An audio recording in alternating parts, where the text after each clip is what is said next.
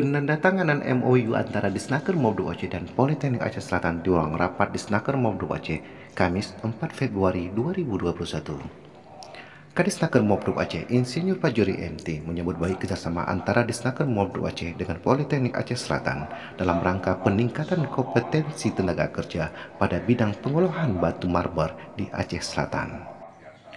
Kadisnaker Mabdu Aceh juga menjelaskan tujuan kerjasama ini ialah untuk terjalinnya kerjasama antara pemerintah dan akademisi Politeknik Aceh Selatan dalam hal mempersiapkan keterampilan komunitas atau masyarakat. Dalam sambutannya, Direktur Politeknik Aceh Selatan Dr. Muhammad Yasar mengatakan, Politeknik Aceh Selatan ingin membantu pemerintah untuk menggarap potensi yang ada sehingga berdampak pada masyarakat berupa peningkatan keterampilan dalam upaya pengurangan angka pengangguran. Muhammad Yasar juga menambahkan kampus yang dipimpinnya siap membantu dan melatih dan menyiapkan tenaga kerja yang terampil dalam mengolah potensi batu marmer di Aceh Selatan sehingga memberi dampak peningkatan ekonomi bagi warga.